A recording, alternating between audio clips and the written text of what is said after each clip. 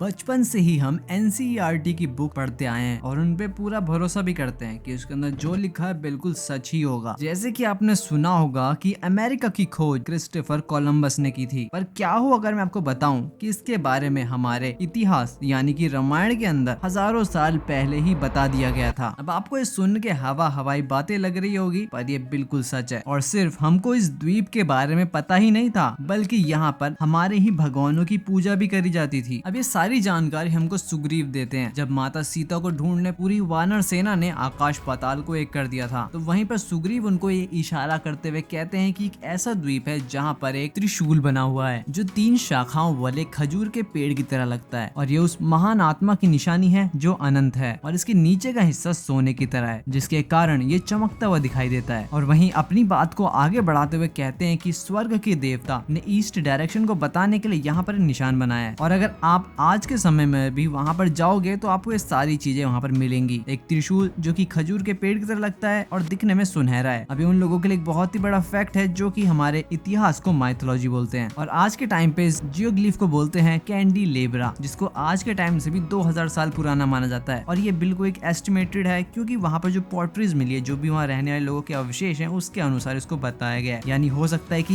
ये उससे भी कई सौ साल पुराना हो, और हमारे धर्म ग्रंथ की माने तो ये रामायण से भी पुराना है। इसी कारण इसका जिक्र रामायण में करा गया है। और पीरू सभ्यता के कहानियों के अनुसार इसको वहाँ के भगवान वीराकोचा ने अपने अस्त्र के प्रहार से बनाया है, और ये वीराकोचा और कोई नहीं, इनके स्वर्ग का देवता है, जिसकी पूजा ये बारिश के लिए करते हैं। अब इतना बोलते आपको समझ में आ गया होगा कि हमारे यहाँ पर इनको इंद्रदेव बोला जाता है, जिनके हाथ में एक वज्र है और वो भगवानों के देवता है, और उनको बारिश के लिए पूजा भी जाता है। और सिर्फ इतना ही नहीं, अगर आप ऋग्वेद में देखोगे तो वहाँ पर इंद्र को बहुत ही ज्यादा इंपॉर्टेंस दी गई है। और अगर आप द्वापर और त्रेता युग में देखोगे तो वहाँ पर एक बहुत ही ज्यादा इंपॉर्टेंट गॉड हुआ करते थे इंद्रदेव। और ये तो सिर्फ शुरुआत है, ऐसे कई सारे भगवान है जो हमारे लोगों में बिल्कुल कॉमन है। पर अब आगे चलते हैं। और सबसे बड़ी बात यह है कि त्रिशूल जैसा जो स्ट्रक्चर बनाया ही क्यों गया होगा, और क्या इसके अंदर कुछ डीप मीनिंग भी है? क्योंकि अगर ये भगवानों ने बनाया है तो क्या ऐसे ही बना दिया होगा? जैसे हमारे हर हिंदू धर्म की चीजों के ऊपर कोई ना कोई इसका मीनिंग होता है, कुछ ना कुछ डीप चीजें होती हैं, तो इसमें क्या अलग है? अब मैं आगे जो भी बोलने वाला हूँ वो सिर्फ मेरी समझ है, मैं किसी भी धर्म ग्रंथ को लेके इसको नहीं बता रहा। सबसे पहले इस सिंबल को देख के जो भी समझ में आता है वो ये कि किसी भी लैंड क्रिएचर के लिए नहीं बनाया गया था, क्योंकि इसको देखा ही तभी जा सकता है जब आप आकाश में काफी ज्यादा ऊंचाई पे उड़ रहे हो। फॉर एग्जाम्पल, मैंने ये सैटेलाइट से इसकी इमेज देखी, गूगल अर्थ आपको पता होगा, वहां पर आप इसकी लोकेशन डालोगे तो आपको एक इमेज देखने को मिलेगी जो कि साफ साफ एक एरो की तरह दर्शाता है। और पेरू के उस एरिया में गोल्ड काफी ज्यादा पाया जाता है। अगर आप आज भी देखो, जितने भी हमारे सर्किट्स बनते हैं, जितने भी टेक्नोलॉजी बनती है, उसके अंदर गोल्ड काफी ज्यादा यूज होता है, क्योंकि काफी अच्छा कंडक्टर होता है इलेक्ट्रिसिटी का। जैसा हमने पहले भी देखा है कि हमारे यहाँ पर टेक्नोलॉजी थी तभी ऐसे मंदिर बन पाए, इतना तो हम सबको समझ में आता है। अब विमानी का शास्त्र था, कई सारी हाईटेक चीजें थी, तो उसको बनाने के लिए कहीं से रॉ मटेरियल चाहिए, और हो सकता है उस टाइम पे किसी और तरह के मटेरियल्स के लिए एक भंडार रहा हो, जिसको मार्क करना काफी इंपॉर्टेंट था। और जैसे जैसे ग्लोबल वार्मिंग बढ़ती गई, पानी ऊपर आ गया, और नीचे जो हमारे पास और भी ज्यादा इन्फॉर्मेशन अवेलेबल होनी चाहिए कि थी कि यहाँ पर क्या क्या चीजें थी, वो अब गायब हो गई हैं, और समय की मार को झेलता हुआ सिर्फ एक सिंबल रह गया। तो सिर्फ एक सिंबल के बेसिस पे हम ज्यादा चीजें गैस नहीं कर सकते, और जो लोग इन चीजों पे रिसर्च करते हैं उनको वैल्यू भी प्रोवाइड नहीं करी जाती, इवन उनको माइथोलॉजिस्ट कह के नकार दिया जाता है। और इस कारण भी इन सब चीजों पे रिसर्च बहुत कम होती है। पर क्या हमारे पास सिर्फ एक ही प्रूफ है कि हम लोगों को अमेरिका के बारे में पहले से पता था? बिल्कुल ऐसा नहीं है। रामायण में भी एक और इम्पोर्टेंट घटना इसके ऊपर प्रकाश डालती है। अब रामायण के युद्ध कांड में हमको एक और किस्सा सुनने को मिलता है जो कि भारत को आज के साउथ अमेरिका से जोड़ता है। जब लक्ष्मण रावण के बेटे इंद्रजीत का वध कर देते हैं, तब रावण बदला लेने के लिए अपने सौतेले भाई अहिरावण को मदद मांगता है, जो कि पाताल लोक का राजा हुआ करता था। अब अहिरावण छल से श्री राम जी और भ्रातृश्री लक्ष्मण का अपहरण कर लेता है और अपने साथ उनको पाताल लोक में ले जाता है। अब आपने कहीं ना कहीं सुना ही होगा कि हमारे पे कई सारे ऐसे रास्ते हैं जो पाताल लोक तक आपको लेके जाते हैं, और वहाँ पर नॉर्मल आदमी का जाना बहुत मुश्किल है, क्योंकि यहाँ पर कई सारे जीव उसकी रक्षा करते हैं। और ये रास्ता बिल्कुल सीधा हुआ करता था पृथ्वी के अगले छोर तक। और अगर आप आज भी देखोगे तो भारत के साथ से अगर नीचे एक सुरंग डालोगे तो वो सीधी जाके खुलेगी साउथ अमेरिका में। अब वहीं हनुमान जी भी दोनों भाइयों को बचाने के लिए उस रास्ते चले जाते हैं, और वहीं पर उनको मिलता है मकर ध्वज। अब मकर ध्वज कोई और नहीं बल्कि हनुमान जी का पुत्र था, जो कि उनके पसीने से पैदा हुआ था। और इंटरनेट पे थोड़ी सी रिसर्च के बाद मुझे पता चला कि हमारे पसीने के अंदर से हमारा डीएनए निकाला जा सकता है। यानी हो सकता है कि उस समय पे जो उनका पसीना गिरा था उससे मकर ध्वज का पैदा होना काफी हद तक संभव हो सकता है। तो वहीं वो हनुमान जी का पुत्र था, चाहे इनडायरेक्ट इनडायरेक्ट ही हुआ हो, बट वो बहुत ज्यादा बलशाली था और उसका बल देखते हुए उसको सद्बुद्धि भगवान ने दी और उसको वहां का राजकुमार घोषित करा, क्योंकि अहिरावण भी अपने भाई की तरह ही हुखाड़ था और पाताल लोक के वासियों को परेशान करा करता था। और उसके बाद हनुमान जी जाते हैं और अहिरावण को भी हरा के वहां से दोनों भाइयों को लेके आ जाते हैं और यहाँ से चीजें और भी ज्यादा इंटरेस्टिंग हो जाती है। और वहां पर लोगों ने जो भी देखा उनको अपना भगवान माना और पूजना शुरू कर दिया। और वहां पर आज भी ऐसे मंदिर हैं जहाँ पर हनुमान जी की मूर्तियां हैं। अब ये सब मिलाए साउथ अमेरिका के एक देश में जिसको होंडुरस बोला जाता है। और यहाँ पर आज के टाइम पे बहुत ही ज्यादा घने जंगल मौजूद हैं और ऐसा माना जाता है कि यहाँ पर एक बहुत ही ज्यादा प्राचीन शहर हुआ करता था और उस प्राचीन शहर पर एक मंकी गॉड राज करा करता था और वो पूरा शहर सफेद रंग से जगमगाया करता था। और ये सारी चीजें तब सच्चाई में बदल गई जब 1927 में अमेरिका के एक पायलट को ये ऊपर से सफेद चमचमाती हुई जगह दिखाई दी और उसने दावा किया कि वहां पर उसने उस शहर को देखा है जिसके बारे में सभी लोग बात किया करते हैं। पर ये सिर्फ एक दावा बन के रह गया क्योंकि इसकी रियलिटी कभी भी चेक नहीं हो पाई। और उसके बाद से कई सारे एक्सप्लोरर्स ने दावा करा है कि उन्होंने उस सिटी को खोज लिया है, बट आज तक उसका प्रूफ सामने नहीं आया। बट कुछ ऐसे प्रूफ जरूर सामने आए जिससे ये पता चलता है कि वहाँ पर हनुमान जैसे किसी दिखने वाले व्यक्ति की या फिर हो सकता है मकर ध्वज की पूजा करी जाती थी। जैसे कि इन पत्थरों को देखिए, अब ये मंदिर के वही पत्थर हैं जो कि वहाँ पर पाए गए। यहाँ पर मगरमच्छ है, मेढक है और यहाँ पर देखिए बिल्कुल ऐसा लगता है कि हनुमान जी हाथ में गदा लिए खड़े हैं। पर इतना सब होने के बाद भी आज भी इन सभी चीजों को माइथोलॉजी बोला जाता है और सामने आकर भी लोग अंधा बनते हैं, क्योंकि अगर आज उन्होंने मान लिया कि यहाँ पर ऐसा था तो इनको मानना पड़ेगा कि सनातन पूरे विश्व में फैला हुआ था। क्योंकि जो उनको आज अवशेष मिल रहे हैं वो सारे हमारे धार्मिक ग्रंथ, हमारे इतिहासों में लिखा हुआ है, चाहे वो ट्राइडेंट का साइन हो जो कि आज उनको सैटेलाइट से दिखता है या फिर एक सीक्रेट जगह जहाँ पर एक मंकी गॉड की पूजा करी जाती है। पुजारी हैं सदगुरु शिवाया सुब्रमण्यम स्वामी जी और ये लोग जिस पद्धति से यहाँ पर पूजा करते हैं वो है कैलासा परंपरा, जिसको ये आज तक फॉलो करते हैं। अब